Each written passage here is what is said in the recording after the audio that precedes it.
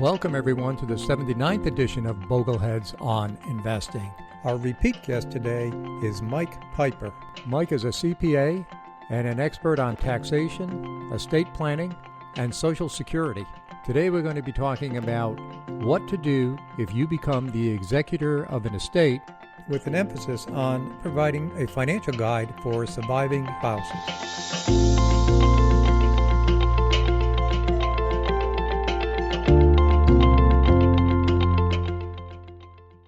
Hi everyone, my name is Rick Ferri and I am the host of Bogleheads on Investing. This episode, as with all episodes, is brought to you by the John C. Bogle Center for Financial Literacy, a nonprofit organization that is building a world of well-informed, capable, and empowered investors. Visit the Bogle Center at boglecenter.net, where you will find a treasure trove of information, including transcripts of these podcasts. I have a couple of announcements before we get started today. The YouTube videos from the 2024 Bogleheads Conference in Minneapolis, Minnesota, are now available online at boglecenter.net. All of the sessions were recorded, and they're all available for free at the Bogle Center website. Second, the 2025 conference will be in San Antonio, Texas, the weekend of October 17th through the 19th. It's in a wonderful location, and it's going to be a fabulous conference. I'll provide more information on future podcasts when it becomes available. Today, a special repeat guest is Mike Piper. Mike is a CPA, the author of many books on finance, taxation, and estate planning. He is also the creator of the Oblivious Investor blog and the creator of OpenSocialSecurity.com, a free website for calculating your maximum Social Security benefits.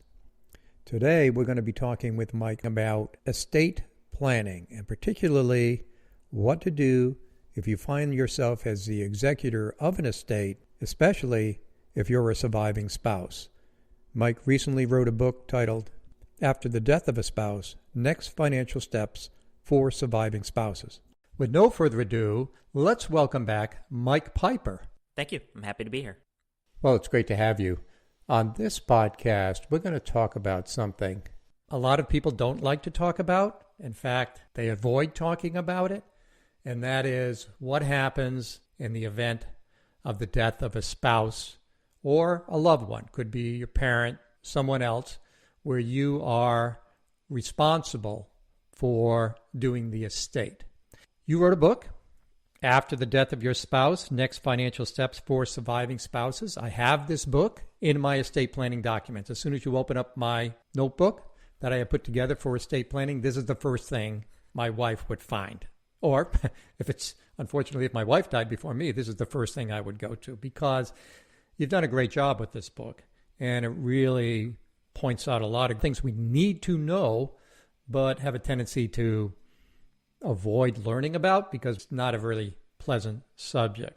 Great book, not very long, easy to read, as all Mike Piper books are. So we're going to dive into this touchy topic, but one that's necessary. Mike, why did you decide to write the book? Like you said, it's a topic that many people don't like to think about. People avoid it. And so many people don't take the time to read about it. And so writing a short book, it was my way of hopefully getting people to take the time to read a little bit about it. The other relevant point there is that people who avoid it includes financial writers, right? There aren't that many books about this topic, whereas there are, a million books about just how to create a portfolio. There's just a lot less writing about this topic. Let's go ahead and dig into the book. But again, we're going to broaden it to not just spouses, but anyone who becomes a personal representative for someone else who dies. So if somebody's single, obviously they're not going to have a spouse. Somebody else will step in. So I'm going to start out by going to the end of the book and reading what you wrote in the conclusion, which is, in addition to the burden of grief, the death of your spouse or a loved one imposes a surprisingly large administrative burden upon you. There's a lot to do. Notifying a bunch of different entities that your spouse or loved one has passed away, handling the estate administration, filing tax forms, Social Security changes, taking a step back and looking at your new financial situation, updating your own estate, and seeing what changes to be made. I mean, there's just so much to do. And I thought that was the end of the book. The conclusion that you came to was a good way to begin this conversation. There's an enormous amount of to-do items that suddenly land in your lap. And unfortunately, this may be the time in a person's life when they would have the hardest time dealing with those to-do items, right? Just because what they're going through emotionally just makes it that much harder. So it's helpful to have a guide to help walk you through it. And you divide the to-do list between immediate steps and intermediate steps. Yeah, there are some things that really do need to happen pretty darn quickly. However, there's also another long list of things that do need to happen, but which don't need to happen immediately. So they are important, but not urgent. And the reality is that many people report this experience, not every single surviving spouse, but many, is that in the days and weeks and even months after your spouse's death, there are various problems like memory challenges and just difficulty making decisions where this person is not someone who would normally have a difficult time making decisions. And so in many cases, some of these very important decisions, it is actually a good idea not to try to tackle them immediately, to try to just put it off for a little bit. We're not talking years, but even several weeks or a few months. Yes, take care of the immediate things, but also just work on the grieving that you need to be doing, and then tackle them. Before we get into the nuts and bolts of what those things are, we do need to go over some terminology, which can be confusing. So I'm just going to throw the word out, and you tell me what the definition is. Okay? Great. First of all, we all talk about settling your estate. What does estate mean? An estate is a legal entity that comes into being when a person dies. So it did not exist, and then when the person dies, now it does suddenly exist. And the estate's purpose is to be the entity that essentially collects that person's assets and then ultimately distributes that person's assets to the appropriate beneficiaries and creditors. That's the purpose of an estate.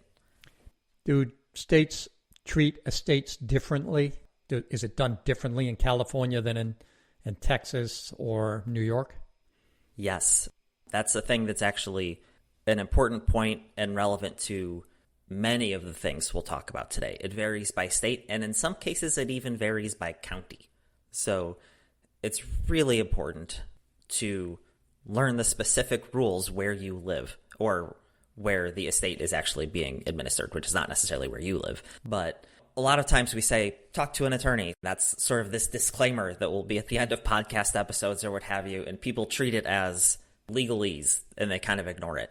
Here, when I say talk to an attorney, please understand that I really, really mean it. It's very valuable to speak with an attorney who has expertise in this topic in the appropriate jurisdiction. Good point. Okay. The person who will administer this estate is called the executor. The executor is a person named in the will to administer the estate. In some cases, if a person dies without a will, or if somehow they manage to create a will without naming an executor, the court would appoint somebody, and then we call that person an administrator. But collectively, these people, whether it's an executor or an administrator, collectively we generally refer to them as the personal representative of the estate, meaning it's the personal representative whose job it is to administer the estate. When a spouse becomes the executor, are they referred to as the personal representative, or are they referred to as something else? They would be an executor. They would also generally be referred to as a personal representative of the estate. It's a catch-all phrase, basically. Okay, very good. I'm going to jump ahead a little bit here. You discuss you have to apply to become appointed as a personal representative. Explain that. So the will, assuming there is one, if it has named you as an executor, the court still needs to essentially agree that, yes, you could be the executor, you could be the personal representative of the estate. Because something that happens is sometimes maybe multiple people are named as executor, and one person chooses not to serve as the executor, or maybe one person is named as the executor, but then that person chooses not to serve, and so the court needs to pick somebody else. So ultimately, a court needs to be the party that says, okay, now this person or this entity, or in some cases, these multiple people, are going to be the personal representatives of the estate. And so until you get that official documentation that you are the personal representative, you don't want to actually go and do anything on behalf of the estate until you've been officially told that, yes, you have the right to do that. So how long does it take? Because you have these immediate things that have to be done. And how long does it take for the court to look at the will and say, you're the executor, or appoint someone as the personal representative? Generally, it's a very fast thing, because in most cases, this is not something that's very controversial. The surviving spouse or one of the decedent's children is named in the will as the executor, and that person is willing to do it, and nobody voices any objections. The court isn't going to jump in and say, oh, I don't think this person should be the executor. It should be this other completely different person. So generally, it's a pretty quick process. Let's back up. How do you get in front of the judge? So it's not necessarily an in-person thing. In many, many cases, you're not standing in front of a judge. This is a paperwork process. Okay. The actual specific details, though, this is another thing where it's going to vary. Are you filling out a form on a website? Are you submitting this particular documentation to this particular state or county entity? It's going to vary by state exactly what you need to give to whom in order to kick off that process.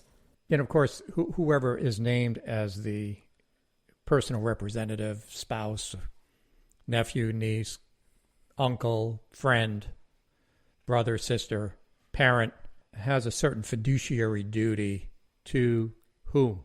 The personal representative of the estate has a fiduciary duty to all of the estate's beneficiaries, meaning the personal representative has to put the interests of the beneficiaries ahead of their own interests, other than to the extent that they themselves are a beneficiary of the estate. Now, some assets don't need to go through probate because of the way that they're titled or they have a beneficiary attached to them. So can they immediately move, or does it take the executor to do that? First of all, explain what these assets are and then how they actually move. Sure. So a very common one would be an IRA. When you open an IRA somewhere, the brokerage firm is generally going to ask you to fill out a beneficiary designation form. And so you say that it's my spouse or my kids or my niece and nephews or whoever it is that gets these different percentages of the account.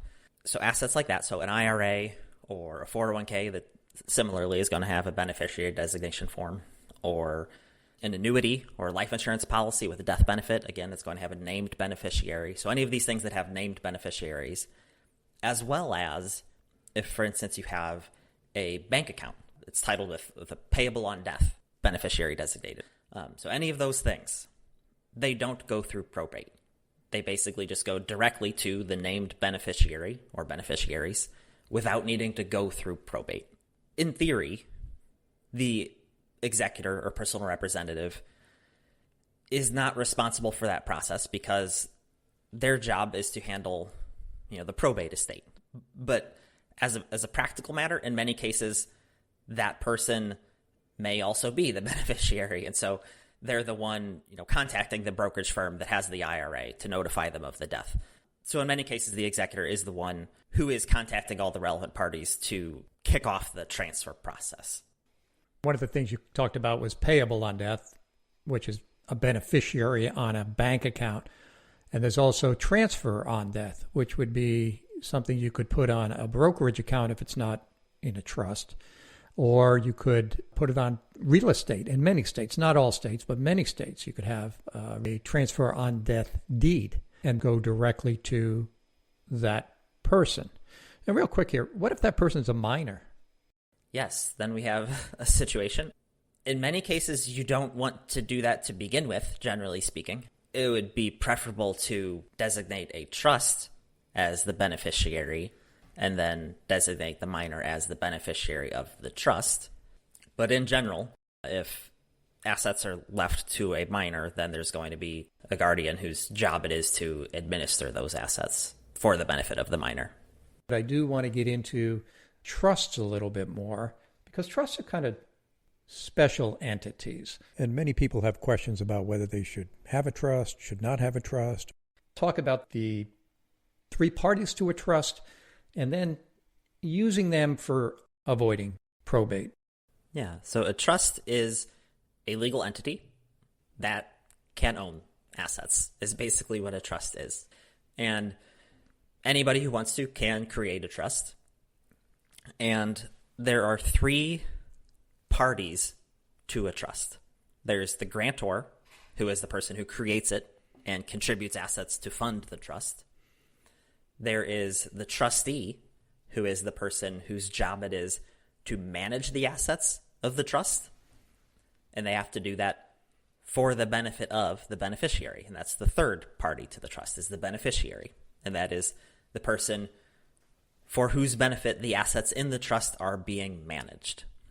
There's a couple interesting points about this, is that for those three parties, the grantor, the trustee, and the beneficiary, they don't have to be different parties. So a very frequent thing for a person who creates a trust is they set it up, they are the grantor, they make themselves the initial trustee, so they still have the power over all of the assets to decide, what investment decisions and how the money gets spent and so on.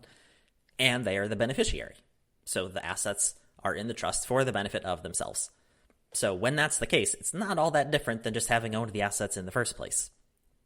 But then the point is, you would then also have a successor trustee in place. And so that would be the person who will take over managing the assets when you no longer can, either because you have died or you become incapacitated.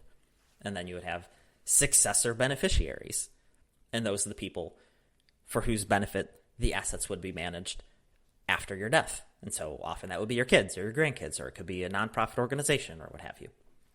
And so the general idea of a trust is to exert some sort of control over the assets after your death or incapacitation in some way and for some reason.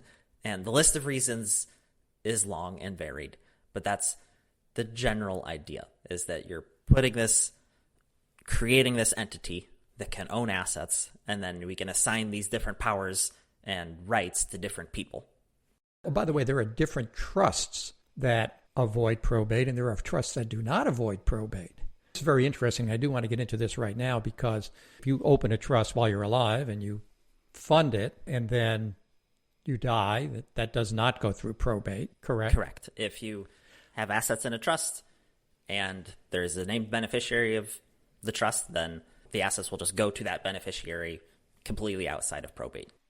But the assets have to be in the trust. I mean, you could create a trust. I could create the Ferri Trust, and I have a brokerage account with my name on it, individual brokerage account, that in my will, I say, okay, when I die, I want the assets of this brokerage account to go into my personal trust. But the only way those assets are going to get into the trust is if it goes through probate, correct? Yes, if you've named the trust as the beneficiary of the account in your will. So probate is the process through which the terms of the will actually are implemented. So if the will says the assets are going from this account into the trust, then yes, it has to go through probate in order for that to occur. And it kind of defeats the purpose. I always thought that, why would you want to do that? Why not fund the trust now? You put your house in the trust, your real estate, your brokerage account. You put that in the trust now while you're alive, rather than waiting till you die. If the purpose is to avoid probate. If the purpose of the trust is to avoid probate, then absolutely. We want to fund the trust with the assets prior to death. No question about it. I would have to say, I have so many clients, Mike, that I work with. Their attorneys didn't set it up that way. They wrote the will so that the will creates the trust, and then the will funds the trust. And this has a term. Well, what's the term of this? So there's a testamentary trust, which is where the will creates the trust, just like you said. So we have to probate the will in order for the trust to be created in the first place. And then the will also says, and now these assets go to the trust. And there are so many people I talk with who have this as part of their estate plan. And I say, why are you doing it that way? Why did your attorney set it up that way? The whole idea is to avoid probate with these assets. And I finally asked my own estate planning attorney, and he goes, oh, well, that's the Trust Attorney Job Security Act. That leads to more billable hours. I guess I would back up a step and say that there are various very good reasons to have a trust other than just avoiding probate. There could be reasons where, we simply don't have a need for the trust until that point. Still, it might, even in some of those cases, it might have made sense to go ahead and create the trust now, especially if it's a revocable trust, so it's not like we're, losing any flexibility here. But there are a whole lot of different reasons why a person might want to have a trust. And given how varied the number of reasons are, the appropriate setups are similarly varied. Funny, I asked the clients, well, how come it's set up this way? How come you're not funding the trust now? And they said, well, I don't know. I don't know why. It's my way my attorney said to do it. Have the will set up the trust and then fund the trust later when we die. And I said, well, then it goes through probate. They go, yeah, we don't want the assets to go through probate. I said, well, you're not doing it right. Another thing I'll back up and say, though, is that it's very, very frequently the attorney create the trust now. It's not a testamentary trust, but the client then forgets to fund it. They just never get around to moving the assets into the trust. That happens all the time. And so that's just a mistake. No, I see that all the time. You're absolutely right. Now, we're going to go back to the beginning again. I know we get off on a tangent. That's just the way these things are going to go today with this podcast. So the executor, you think you're the executor of an estate, but maybe you don't know. If you're a spouse, you probably are, but you have to find out who the executor of the estate is. And for that, you would need to find the estate documents. Talk about where to keep estate documents and who to give access to. I'm sure there's a lot of estate documents that are never found. Yes. So your will and other estate documents, you want the attorney who helped you prepare them to have a copy. And you want to keep a copy for yourself, ideally in somewhere that is reasonably easy for some appropriate party to find if they need to. But also, frankly, I would say, go ahead and give a copy in advance to whoever you're naming as the executor. And certainly if you're giving anybody, power of attorney or something like that, give them that document. Don't rely on them finding it somewhere on your hard drive. What I did is I opened up a Dropbox folder and I put all my documents in a Dropbox folder, and then I gave the link to my children. So the documents are available. But my question is, they're not the signed documents, they're just a PDF. Is that okay? That's going to vary what one entity wants to see as opposed to another one. In many cases, they will want the actual hard copy document, but it's going to vary from one entity to another, what documentation they feel like they need. Okay, well, they know how to get that too. Okay, so here you are. You are now the executor of an estate or personal representative, and you got to get organized. So what do you do? I think personally, step number one is just create a filing system, both on your computer for all the various PDFs that you're going to have, and there's going to be a million, and then also a physical filing system for the paperwork that you're going to have, and there's going to be some of that as well. And so you've got retirement accounts, bank accounts, insurance policies, all the different categories of things. Create that filing system. In addition, take notes. This is the time to start taking notes, and I would encourage you to take notes on everything. Literally everything. Every time you talk to anyone about anything or make any significant decision, take notes about it. Take dated notes. There's two reasons for that. Number one is, of course, there's the liability. You always want to be able to say, this is what I did and why. But the other reason is just more basic, and it is that through this process, you are going to be interacting with bureaucracy and a whole bunch of different bureaucracies, frankly, right? You've got the federal government, state government, potentially county government. You've got this bank and this brokerage firm and that insurance company. And they all want this different documentation. They all need you to jump through the different hoops. And it's really, really easy. Even if you weren't going through a period of grief and the difficult challenges that imposes on you, it's still very easy, if you aren't taking notes, to lose track. to just drop the ball on one of those processes. Forget that, oh, this company needed that, or, which of these two companies was it that was still asking me for this particular documentation, or whatever it is. Mm-hmm. So just take notes so that you know exactly where you stand with the appropriate process for your state's Department of Revenue and for the Bank of America account that you're trying to have transferred, and all the different things. You want to know exactly where you stand for each of the processes and exactly what the next step is. Okay, we started to take notes. We've created the filing system. We have a plan. What documents should we be getting together? Right, so as we're first going through everything, obviously we need to find the will is the first number one thing that we really, really want to find. Track that down. While you're going through that process, you're probably going to encounter a whole bunch of other stuff too.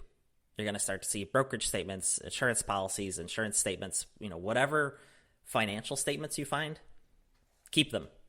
Whenever you're looking for one document, whatever other documents you find, go ahead and file them now. Don't just ignore them, because there's going to be some point later where you're going to be looking for that document.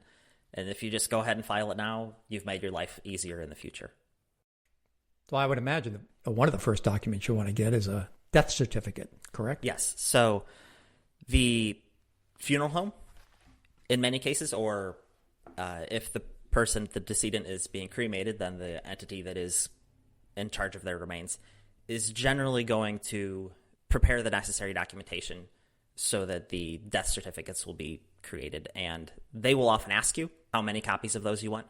Alternatively, you can go ahead and get them from your state or county's applicable government entity. Go ahead and look, by the way, what the fees are, because they're often different from one entity to another. You've got, and you're getting the same document.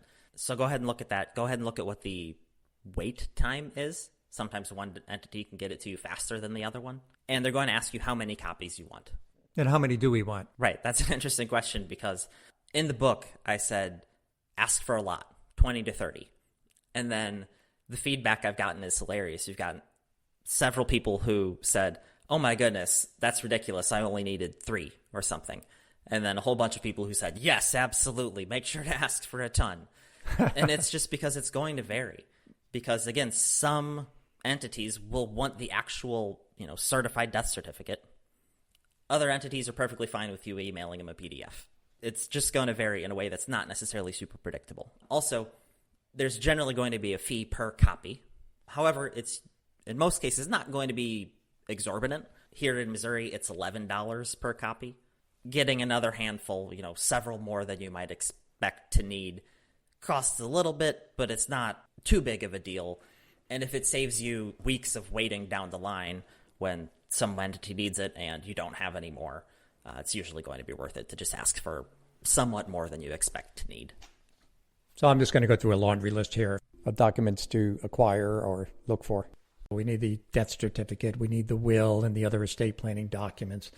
We need whatever information you can find about pensions, Social Securities, insurance, birth certificates, income tax, state income tax, deeds on your home, other property, vehicles. I mean, you're just in this information gathering or mode. Exactly. So if you are the personal representative of the estate, one of your primary jobs is to take an inventory of the estate's assets. And so a part of that process is just collecting, exactly like you said. It's an information gathering process. We need to find all of the accounts that there are. And maybe, hopefully, offhand what all of those accounts are. But in many cases, especially when the personal representative is not a spouse, they're a child, you don't necessarily know where mom and dad had all of their different financial accounts. Right. It's a bit of a treasure hunt. Looking through whatever we can look through, basically. If we get access to their email, we're going through that. We're looking through their hard drive. We're looking through their mail, whatever it is, to try to find whatever evidence there is of accounts. I don't know how many times I have conversations with people about simplifying their investment. You've got 4 different IRA accounts or 3 different old 401ks, and the 401k you're currently in is perfectly fine. You have low cost target date index funds. I mean, it's a great investment options, and you've got these IRAs out there, rollover IRAs and old 401ks, 403bs. And I'm saying, well, just get all this stuff in one spot. Reduce the number of custodians you have, reduce the number of redundant accounts that you have, and even the securities, reduce redundancy of securities within those accounts. Simplifying your investment portfolio, not just for your sake, but for whoever's going to take over this, makes it so much easier. Absolutely agree. Simplification is a big favor to your surviving spouse, your kids, whoever it is who's going to ultimately be handling this. Okay, let's go ahead and go to the next thing. So we're getting all this information. Now we have to start talking with people. The Social Security checks may still be coming in, or pension, or something's going on. You want to try to get the insurance money, so you've got to start notifying people. First step, make a list of the different entities that you think you'll need to notify. And just like you said, Social Security Administration, anybody else paying benefits, if the decedent had a pension, for instance, or a lifetime annuity, any place that the decedent had a financial account, there's a long list. And so that's step number one, is just in your records, decide these are the people who I will need to notify. And then really in most cases, it's just a phone call is where we start. Oh, really? They won't need a death certificate to, let's say, take the name off something? When do you need it? When don't you need it? Sorry, they generally will need a death certificate. The way we start the process is with a phone call. Talk to a human being and ask them what it is that they need to see, what they need you to do, and then just go from there is generally how I would suggest doing it. But yes, in most cases, they are going to need to see a death certificate. In some cases, they're happy with an emailed PDF. In other cases, they will want a physical copy. And so that's the reason, to begin with, why we ask for multiple copies of the certified death certificate. Let me ask a technical question here. Let's say that you're settling the estate for your uncle or your aunt, and they have a house, and they need to pay taxes, they need to pay the bills, need to pay utilities, because the house will eventually be sold, but it's going to take a while for the house to sell. So you need to contact the utility companies and say, this person has passed away. If you try to automatically bill their account or whatever, it's not going to work anymore because they're not alive anymore. How does it get paid? Who do they bill? Yeah. What a lot of people do is give them an alternative credit card or an alternative bank account. A challenge here, though, is that if we have an estate, for instance, it's going to be split up among several different people, and now if you give them your personal credit card or something like that, then we have an equity issue, right, where one person's paying the cost when really it should be borne appropriately across the estate. Generally, once you've been named as the personal representative of the estate, you will want to get a bank account for the estate. Of course, that process can take some time, but generally that's what you want to do. And a checking? Exactly, a checking account for the estate. Debit card? Exactly. So that way we can have the assets moved into that account, and then we can actually use that account to pay these bills. That does take a little bit of time, and in the meantime, you may be paying it yourself. Exactly. And then I guess you have to get reimbursed from that account eventually. Yeah, there may be a gap period in the middle where we are getting things set up, where we need to come up with some other solution. But yes, we want to get a checking account for the estate so that we can pay the estate's bills out of that account. So with this bank account that we're supposed to be opening, whose Social Security number did we put it on? I mean, the person died, so what do we do?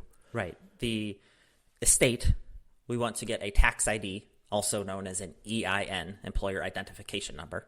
And the IRS website just has a form that you can fill out to do that. It's easy, it's free, only takes a few minutes. So that's a step that we'll want to do. If you are the personal representative of the estate, you will want to get an Employer Identification Number for the estate. It's essentially, you can think of it as a Social Security number for the estate. And then this is the number.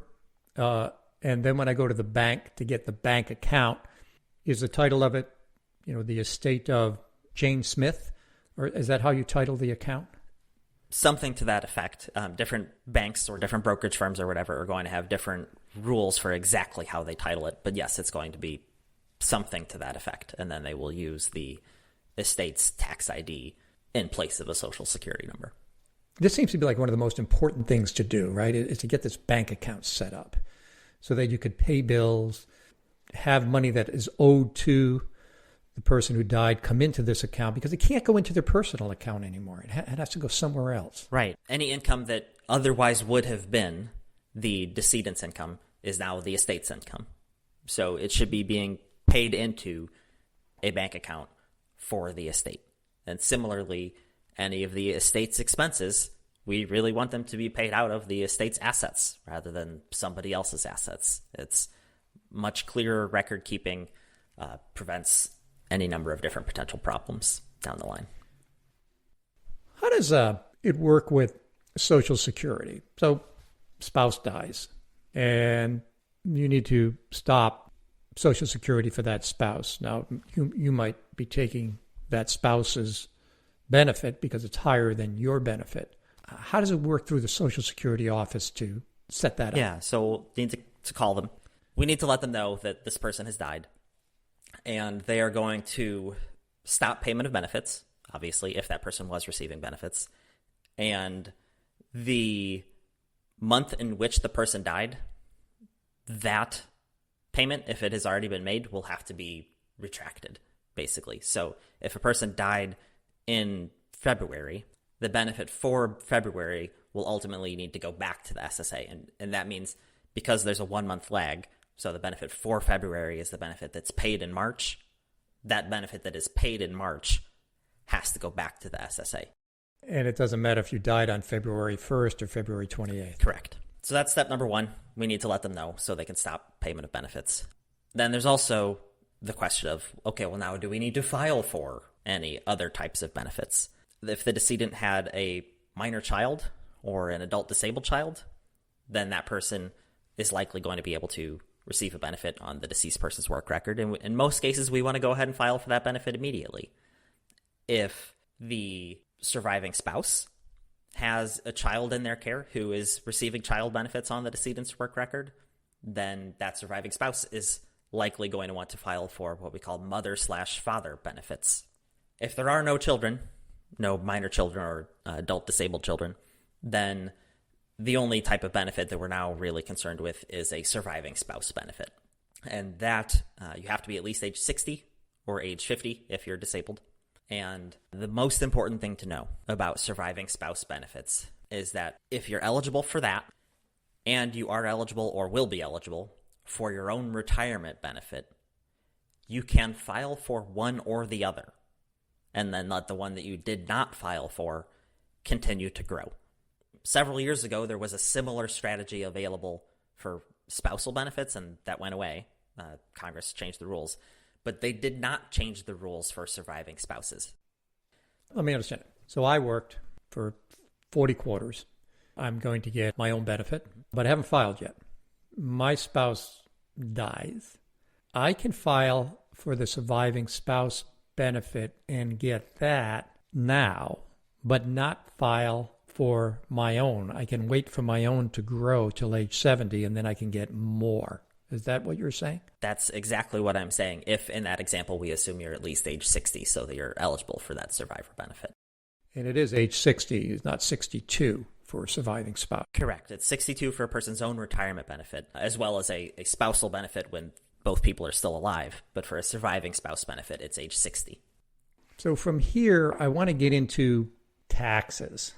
Many different filings that need to take place. First of all, you've got a person who died, and you need to file a tax return up until the date of death, correct? Yes, it's a little bit different if they were married. Okay. If you have a married couple, then they're still going to file, or at least they can file, a joint return for that full year. So if you have husband and wife, let's say the husband dies on June 27th, then it's going to be a return that includes all of the wife's income for the year and the husband's income up until the date of death. So that's what's going to go on their joint return for that year. And then separately, the personal representative of the estate is going to have to file an income tax return. Now, this is Form 1041 as opposed to Form 1040. They're going to file an income tax return for all of the estate's income for the year. So that would basically be beginning immediately after the death. But just money that goes to that person who passed. Right. It's the estate's income. So that could be income that would have been the decedent's income that is now paid to the estate. It's also, interest and dividends on taxable assets or so on. Personal brokerage account of some sort. Right, exactly. There's the tax return for the individual or the couple, and then there's the income tax return for the estate. And then finally, the third thing is the estate tax return. And you don't necessarily have to file this because most estates are well below the federal estate tax threshold. However, even if the estate is well below that threshold, it is often a good idea anyway to file it, because what that lets you do is it lets the surviving spouse use any portion of the estate tax exemption that was not used. It lets the surviving spouse use it later, essentially. So that is a pretty compelling reason to file Form 706, which is this estate tax return, even if the decedent's estate was well below the applicable threshold for that year. The deceased's tax return has to be filed what date? That's it's just the regular income tax filing. April 15th? Right, yeah, plus extensions if applicable. What about the estate tax return? They died June 27th. That also needs to be filed by April 15th? That depends, because you can have a taxable year for the estate that is different than the calendar year. So in some cases. Okay. You can keep it simple, make it the calendar year, in which case then it is April 15. But if you elect for a different taxable year, then the due date would be shifted accordingly. And the estate tax filing, which is different than these other two. Right. When should you do that? So let's give an example. So your estate is worth $18 million, all total. And so right now the threshold for each individual is $14 million, roughly. So you die, you're going to use your portion. Whatever you don't use goes over to your spouse. But in order for that to happen, you have to file this other tax form. Right, Form 706. And the deadline for that one is 9 months from the date of death. There's also a 6-month extension if you request that. Wow. For somebody who doesn't do the tax returns at home, you have one spouse who's sort of the financial person and the other one's who is the disinterested person, we tend to say. Yeah. This is a huge burden. An incredible amount of stuff. They got to have help. Yes. Got to have help here. Especially in Bogleheads, we tend towards DIYers, right? People who like to do it yourself, shun professional assistance to an extent. But really, especially if the surviving spouse, like you said, was the one who was not the, financial manager of the household, really it's a good idea to get help with this. Enlisting a CPA or enrolled agent or tax attorney to handle the actual preparation and filing of the tax returns is a great idea. Having an estate attorney to help with probate is generally a great idea as well. And then potentially, depending on circumstances, engaging a financial planner to update that person's financial plan as needed based on the new circumstances can be a good idea as well in some cases. I want to get into an area of succession planning, getting back to my point that there's often a financial person in the family, and then there's a disinterested person, someone who doesn't want to do it. My wife, for example, she won't listen to this podcast. Somebody's going to have to help her manage all of this money. And believe me, I've kept my stuff very, very simple. Try to consolidate accounts, consolidate custodians, simple investments, try to keep it simple. Which has worked wonders, by the way, as far as a rate of return. I've done really well. I've gotten my fair share. But she'll need somebody to help her with the portfolio. Now, I've already identified somebody to help her. She knows who to go to. But a lot of people don't. And I heard so many horror stories about do-it-yourself investors who are Bogleheads. And when the person who is the do-it-yourselfer passes, some person who is very friendly to the spouse sits down and how's it going? Often the spouse would say it's not going well. I've got all this stuff. I've got all this, all these accounts. Oh, let me introduce you to my person. They're really, really good. They work for XYZ brokerage firm or whatever, and they're excellent. And the next thing you know, the do-it-yourself Boglehead is rolling over in his or her grave because the spouse is going to the exact people they've been telling them their whole life to avoid. What are your suggestions on that? If you are seeking financial planning assistance, my general guidance is firstly, decide what services do you want. And broadly, I divide this into two categories. There's investment management, right? The person who's actually going to be placing the trades, rebalancing the portfolio, and so on. And then separately, there is financial planning, which is all of the advice.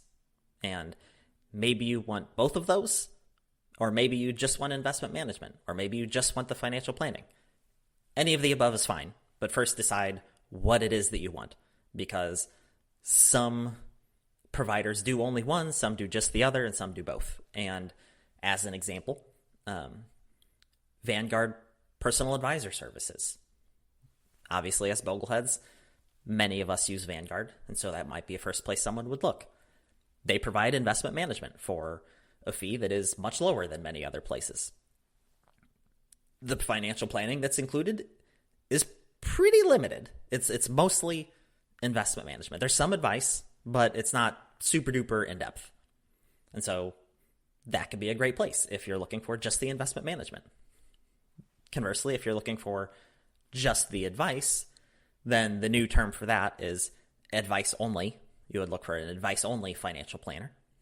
And then conversely, there's, if you want both, then there isn't exactly a term for that, but frankly, that's what most smaller financial planning firms, that is what they provide. In most cases, they're going to be doing the investment management and financial planning.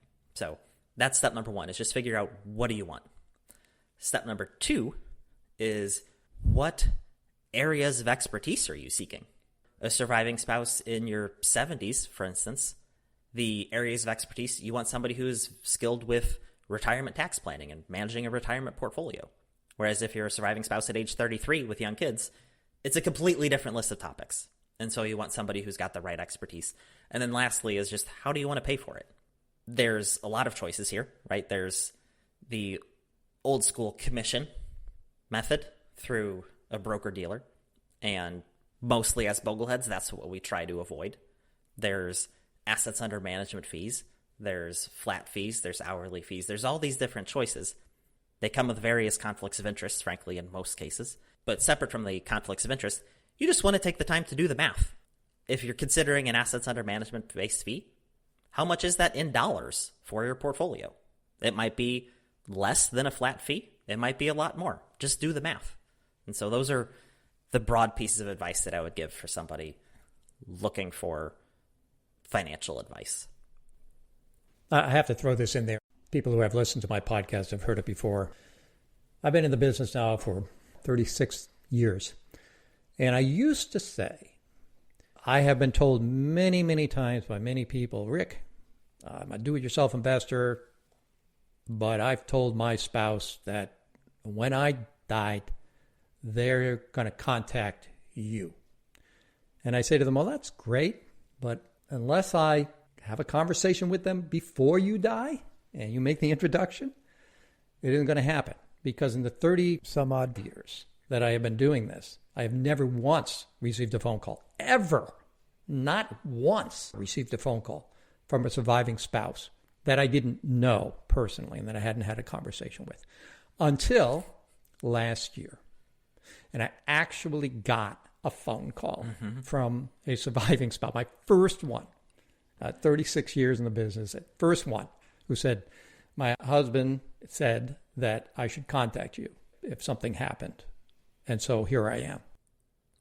For the do-it-yourself people, if you really want your spouse to go to Vanguard, as an example, there are others out there, but just as an example, to manage the money, you have to have that relationship established before you die.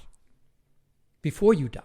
Your spouse has to be familiar with it. They have to understand it. They have to talk to the people. They have to be comfortable with it so that when they're sitting down with their friend, having a general discussion about how things are going, and this comes up, or maybe it won't even come up because it's been taken care of. And so your spouse won't end up in that very place where you did not want them to go.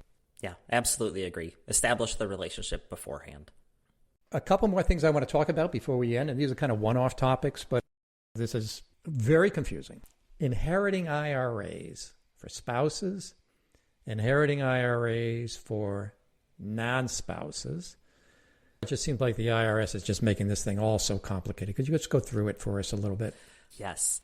This topic was complicated when I started working in this field, and then it got more complicated with the Secure Act, and then it has become even more complicated with various IRS regulations. So I will say, frankly, I think this is an important message that most tax professionals I know, including myself, don't even try to memorize all of the rules. We have sources that we know to go to look up the appropriate rules in a given set of circumstances. The general idea in today's world is if you inherit an IRA as a spouse, you have choice number one, and this is a choice that only surviving spouses have, is that you can just roll the IRA into your own IRA. And then it's as if it had been your IRA to begin with. The fact that it's inherited is no longer relevant at all. And again, you can only do that if you're inheriting it as a surviving spouse. If you're inheriting an IRA from your parent or grandparent or aunt or uncle or whoever, you don't have that choice.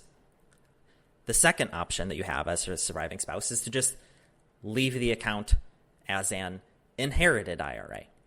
And the rules for inherited IRAs in terms of the distributions and how much you have to take as an RMD every year depend on a lot of factors. The first factor is the beneficiary, so are you, if you're the person who inherited this IRA, are you an eligible designated beneficiary? And that includes surviving spouses, people who are disabled, anyone who is less than 10 years younger than the original owner. So that also includes anybody who is older than the original owner. So if, for instance, you inherit an IRA from your younger sibling, you're an eligible designated beneficiary. And so people in that category have kind of like the old rules, where it's a stretch over their life. We're taking distributions based on life expectancy. Anyone not in that category, which in most cases includes kids. If you inherit an IRA from your parents, most likely you're not in that category. You're a non-eligible designated beneficiary most of the time. Nieces, nephews. Yes, or grandkids or whoever. And in that case, we have a rule that says that the account has to be distributed within 10 years.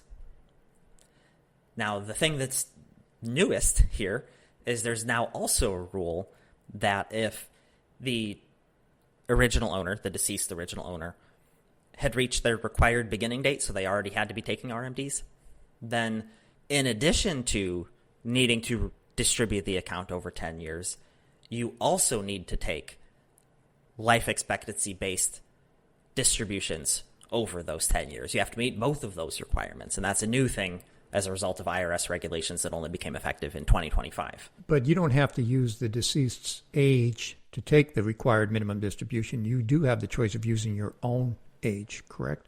In that last example, that's correct. There are some cases in which the deceased person's age is still relevant. One of them, by the way, is in the year of death, if the deceased had to take an RMD and had not yet taken it, then the beneficiaries in some combination will have to take that RMD, calculated as if that person were still alive for that year. And this RMD does not go into the deceased's estate. Right. This RMD goes to the beneficiary, correct?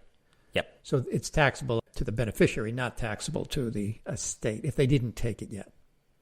Right. There could be an exception if the estate itself is the beneficiary of the IRA. But sorry, there's always exceptions to everything. One more scenario and then we're going to stop. You inherit an inherited IRA. The person who died had an inherited IRA from an uncle or an aunt or whatever. And now you inherit that inherited IRA. And how does that work? In that case, you are known as a successor beneficiary. And the rules in that case are extremely complicated. Okay. We need to know, did the original owner die before or after the Secure Act went into effect? And then we need to know, did the beneficiary, so because now at least one beneficiary has died because you're a successor beneficiary, did that person die before or after the Secure Act went into effect? And then we need to know, was the beneficiary an eligible designated beneficiary or not? And then we also need to know, did the owner die before or after their required beginning date? So the point at which they needed to start taking RMDs. So it's essentially like a big flow chart. And depending on all of the answers to those questions, then we can determine the answer. And in some cases, we're going to have an answer in which the successor beneficiary is basically just finishing out the initial 10-year period. In other cases, it's going to be the 10-year rule kicks in for the first time. And so it's starting at that point. It's extremely complicated. So for sure, consult a tax professional. Not easy stuff. Not at all. Well, we've covered a lot of ground in this podcast. Do you have any parting words, Mike? Just what we started with, I think, which is if you are a surviving spouse, there's a lot you're going to have to do, but you don't have to do all of it immediately. The things that you do need to start on immediately, sure, go ahead and get started. But the really big decisions, a lot of them, you don't need to rush them, and it's okay to get professional help as well as help from family members. Well, Mike, thanks so much for being with us today for this complicated but vital information. Thank you for having me back. It was a pleasure to be on the podcast again. This concludes this episode of Bogleheads on Investing. Join us each month as we interview a new guest on a new topic. In the meantime, visit boglecenter.net, bogleheads.org, the Bogleheads Wiki, Bogleheads Twitter, the Bogleheads YouTube channel, Bogleheads Facebook, Bogleheads Reddit. Join one of your local Bogleheads chapters and get others to join. Thanks for listening.